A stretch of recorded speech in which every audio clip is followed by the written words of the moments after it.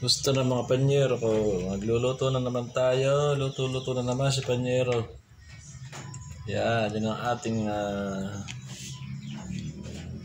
content. Puro luto. Wala naman tayo ibang magawa. Yan guys, nagluluto tayo rin ng tinola. So, gaya ang nasabi ko, inuuna ko sa tinola, luya. So tayo ng luya. Uy. Pot holder. Dahil ang luya para mabilis maluto. Ano? Para maluto siya.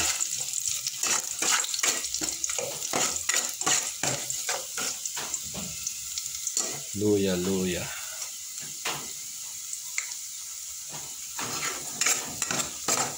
Tapos lalagay natin yung bawang. Yung bawang lagi ang pangalawa ang bawang. Ayan. Kasabay ko na yung sibuyas. Yan na yun. Tangat naman ng pot holder ko.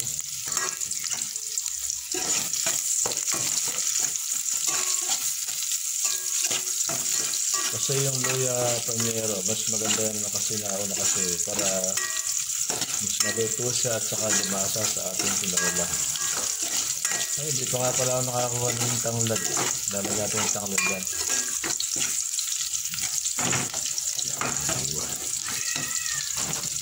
Lalagyan natin ng patis.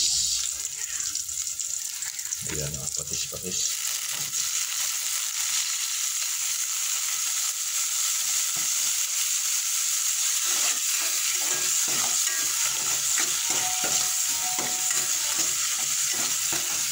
Patis, saka itong manok, lalagyan natin panyero. Ayan o. Meron tayong laing, hita, saka pakpak. Sa palengke na ginawa yung pinilad. Konti lang yan kasi dalawa lang ano yung mag-asawa rito ngayon. Anak.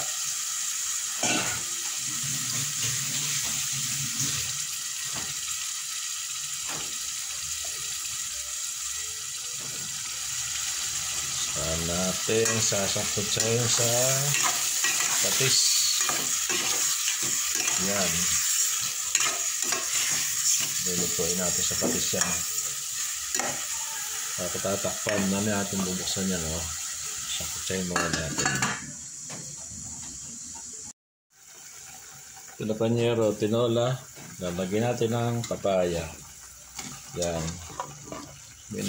May nagbigay ng biyaya sa atin isang araw, nagbigay ng papaya. Yan, lalagyan natin sa ating tinola.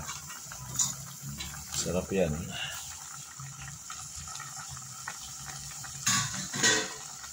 Dali yan ang pinaka-original tinola guys. Ay, nahulog pa. Tinolang may papaya. Yan o. Bango.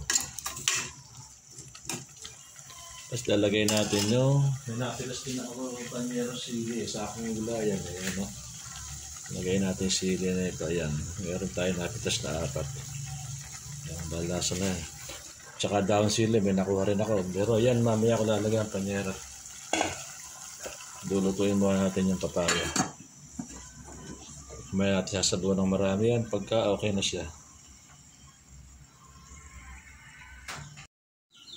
Para medyo mayroong kurot, mayroong kagat, ayan, lalagyan natin ng sili. Yan.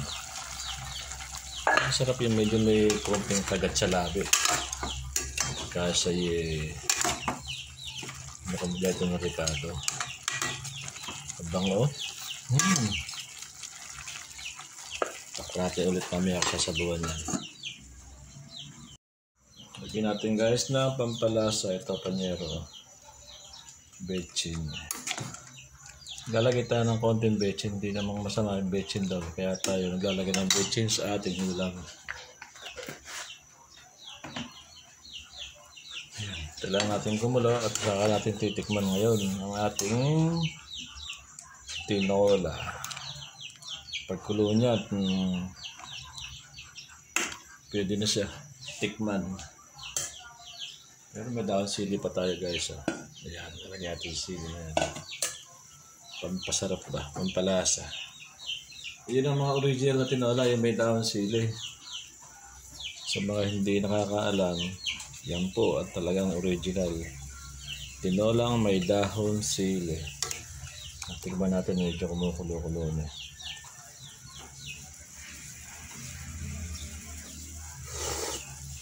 Nako, kulang sa alat. Kulang konting asin. Oh, ano yan, asin na yan. Lasang-lasa yung luya, sarap. Hindi ko na panyero nilagyan ng tanglad at pipitas pa tayo konti lang naman ating tinola. Hanggang 3 tao lang naman ito. Sarap, sili ito ang sarap yung siling bunga na yan. Kapag may tinanim, merong aanihin. Ayan bunga ng sili natin yan.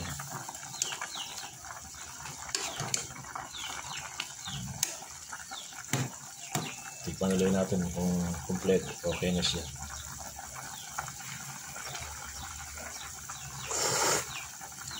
Ayun, pwede na siya. Kaya lalagay natin itong special na dahon sili. Ayan Tikangkay sinama. Nako, excuse me. Sinama ko na. Ayan. Lalasa rin naman yan. Tangkay na yan. Sarap yan naman.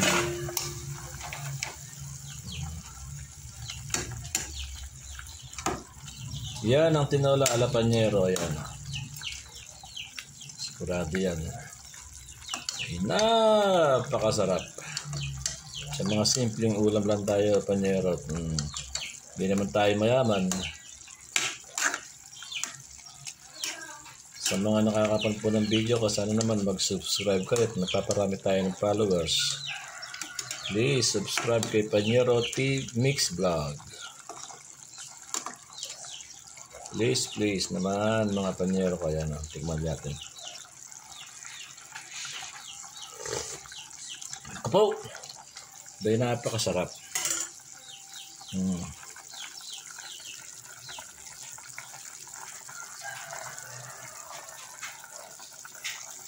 Ayos. Pwede na yan.